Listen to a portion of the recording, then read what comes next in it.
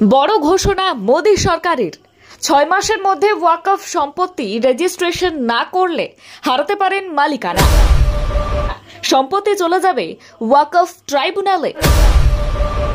Supreme কোর্টে মামলা চলাকালীনই এই ঘোষণা, তোলপাড় পুরো দেশ।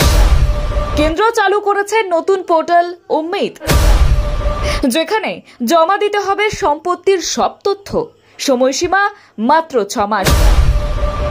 রেজিস্ট্রেশন না হলে সম্পত্তি হবে ডিসপুটেড, মালিকানা নিয়ে উঠবে প্রশ্ন। কিভাবে হবে রেজিস্ট্রেশন, কারা নজরদারি করবে, এক নজরে দেখে নিন। দেশের সব ওয়াকফ সম্পত্তি রেজিস্ট্রেশন এখন বাধ্যতামূলক।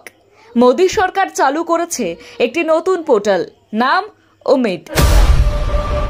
6 জুন এই পোর্টালের উদ্বোধন। আগামী 6 মাসের মধ্যেই রেজিস্ট্রেশন সম্পন্ন করতে হবে।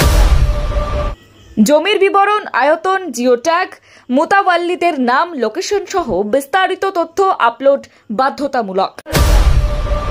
সমস্যা হলে বাড়তি সময় দেওয়া হবে 1 থেকে 2 মাস। রেজিস্ট্রেশন না হলে সেই সম্পত্তি ঘোষণা করা হবে ডিসপুটেড বা বিতর্কিত।